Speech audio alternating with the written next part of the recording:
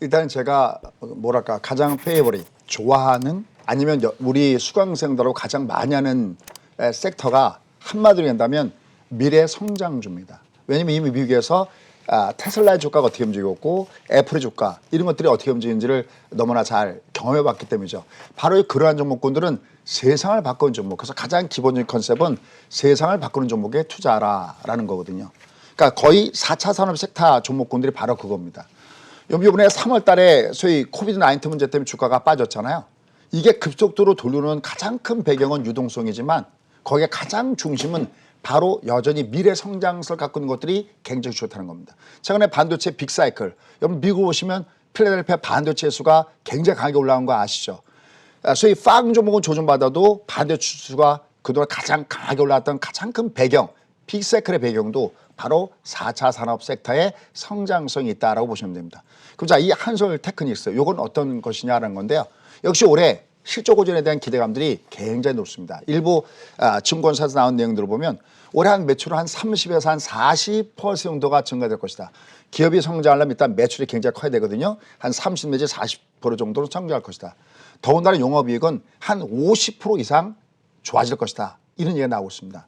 그럼 이제 어떤 부분들이 그렇게 그 부분을 차지하느냐라는 건데 기본적으로는 파워보드 사업이 기본적으로 돈을 벌어주고 있고 가장 또 주목할 것은 뭐냐면 LED나 LCM 이런 쪽입니다.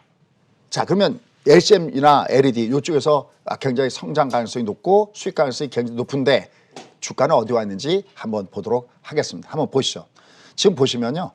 밑에 일단 여기 하나의 꿀팁은요. 밑에 마틴 고야입니다. 여기가 지금 이렇게 역별에서 정별로 넓어지고 있죠. 이 마틴은 120과 240인데 이게 넓어진다는 얘기는 성장성이 있다는 겁니다. 이건 주식은 세 가지로 나눕니다. 하나는 성장주 국면을 나누고요. 그 다음엔 성장이 멈췄을 때를 성숙 국면을 나누고 맨 마지막에는 쇠퇴 국면 이렇게 3단계 나누거든요. 그때 여러분들 꼭 말씀드리지만 보통 이거는 여길 잘 안 봐요. 보통 많이 봐봤자 61선까지 보고 마감하는데요. 월봉을 보셔야 빅픽처를 알 수가 있고요. 이렇게 일보면서 110과 240 보셔야 됩니다. 이게 넓다는 얘기는 내려올 때마다 쿠션 역할을 해준다는 겁니다. 그러니까 설령 밑으로 내가더라도 장투로 가져갈 수 있는 부분이 있다는 겁니다. 일단 아까 말씀드렸던 대로 LCM 쪽 부분은 올해 매출이 굉장히 늘어나면서 긍정적인 부분이 기대가 되고 있고 그다음에 여러분들 요새 그 영화관이나 뭐 아니면 음식점에 있는 가 하면은 그 터치 스크린으로 뭐 줌 내거나 그거 많죠. 이제는 뭐 사람들이 줌 받지 않죠. 그래서 그 터치 우리가 키오스크라고 하는데 터치 키오스크 여기에 들어가는 LED 그다음에 전자칠판 뭐 ATM 여기에 다 들어가는 이쪽이 성장 가능성이 굉장히 높습니다. 그다음에 여기 이게 마디존의 개념이에요. 이렇게 마디존 이렇게 보인 다음에 그다음에 이렇게 주가 퉁 튀어 올라갔죠. 조정은 당연한 겁니다. 내려와도 저점 매수가 있을까 싶으니까 이런 종목군들은 조정을 줄 때 꾸준하게 관심 갖고 보시면 좋을 것 같습니다. 네, 한솔 테크닉스의 LED 또 LCM의 성장성 짚어주셨습니다. 두 번째 종목 만나보겠습니다. 두 번째 종목은 자율주행 관련주죠. 라닉스입니다. 전거래일 3%대 상승 탄력 보이면서 14,550원에 마감을 했습니다. 최근 애플카 관련 소식으로 강세를 보이고 있죠. 자율주행 관련주 많은 분들이 주목하고 계시는데 그중에서 라닉스를 꼽아주신 이유 뭘까요? 일단 우리가 자율주행 한번 이해해 볼 필요가 있는데요. 저희 수강생들이 제일 많이 하고 있는 것이 미국 같은 경우에 그러니까 스파이나 SPXL, 그다음에 속스, 그러니까 반도체죠. 필라델피아, 속스, SOXL. 그다음에 이제 개별적인 종목으로선 저희가 제일 많이 갖고 있는 종목이 바로 테슬라입니다. 테슬라 왜 그러냐면 테슬라는 대통령이 트럼프가 되더라도 좋고 그다음에 조 바이든도 좋고 양쪽의 저를 갖고 있던 거지 바로 이 테슬라였거든요. 근데 테슬라의 주가의 강세 원인을 딱 한 가지만 꼽아는 뭘까? 전기차? 그건 기본입니다. 만약에 자동차주에서 올라갔다면 테슬라가 저렇게까지 못 올라갑니다. 거기에 가장 견인차적 그런 역할을 하는 것이 바로 뭐냐면 바로 자율주행입니다. 근데 이 자율주행에서 굉장히 앞서가고 있는 데들이 있어요. 바로 우리가 얘기하는 구글의 웨이모라든지 그다음에 애플이든지 소위 뭐 레이더를 사용하느냐 라이더를 사용하느냐에 따라서 다들 단가가 다 다르고 다르지만 그게 어차피 앞으로 미래의 대세가 된다는 거죠. 우리가 자동차 운전하면서는 아무것도 못 하잖아요. 그죠?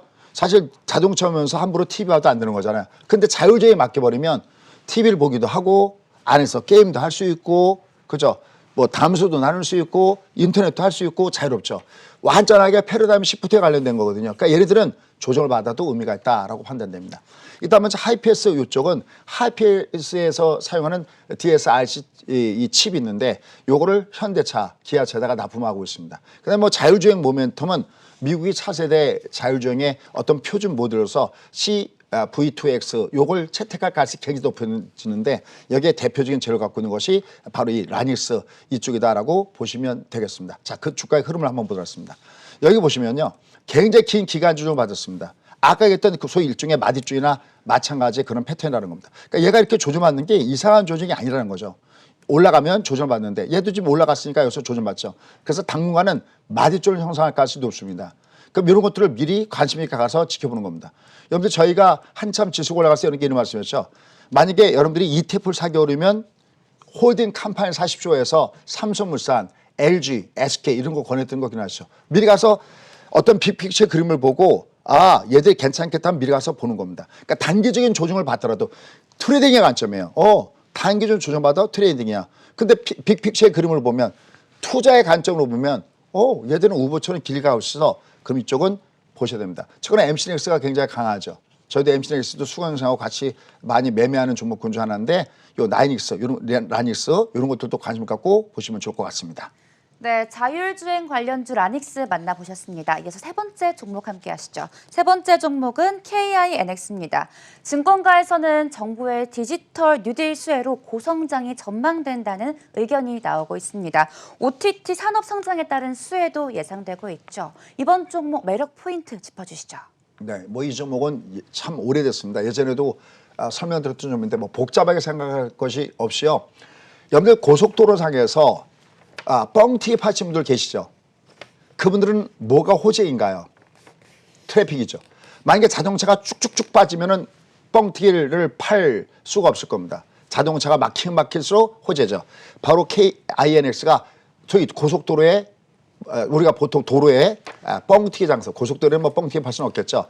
우리가 보통 뭐 갈 때 보면 저쪽 여의도에서 강남으로 넘어갈 때도 보면 그 중간에 한강다리 밑에서 뻥튀기 파시는 분들이 많이 계셨어요. 즉 트래픽이 되면 될수록 유리하다. 즉 이 다만 KINX는 어떤 뻥튀기 장소냐? 바로 인터넷 여기와 관련된 트래픽의 뻥튀기 장소다라고 보시면 됩니다.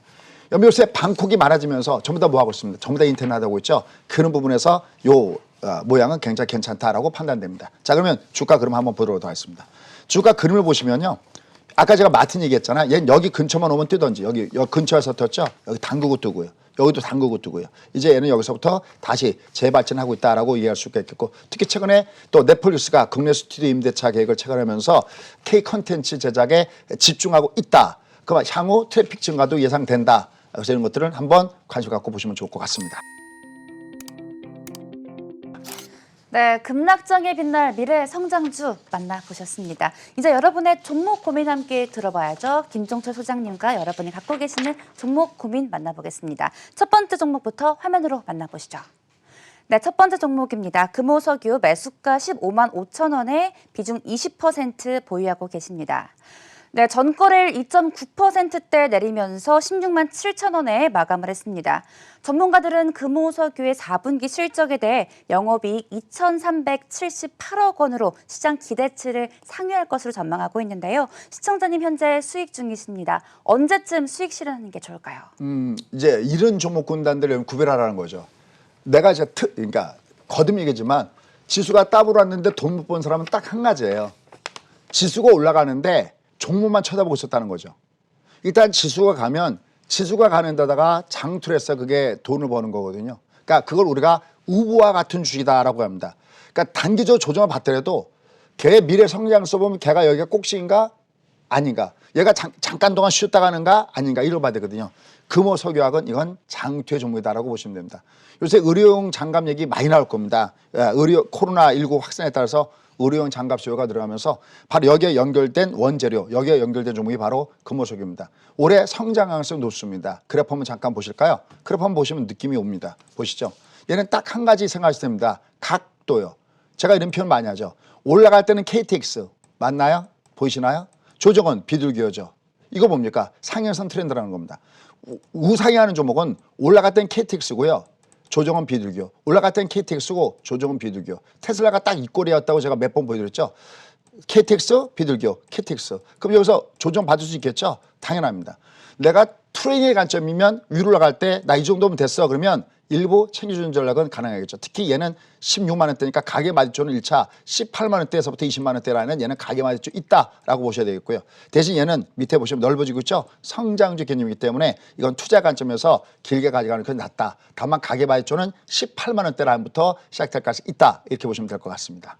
네, 첫 번째 종목 금호석유 만나보셨습니다. 이어서 두 번째 종목 만나보겠습니다. 두 번째 종목은 현대위아입니다. 매수가 7만 500원에 비중 15% 보유하고 계십니다. 금요일자 5% 가까운 하락폭을 키우면서 7만 5,300원에 마감을 했습니다. 최근 IT와 미래차 관련 기업에 대한 관심이 커지고 있죠. 시청자님 현재 수익 중이신데 언제쯤 수익 실하는 게 좋을까요? 네.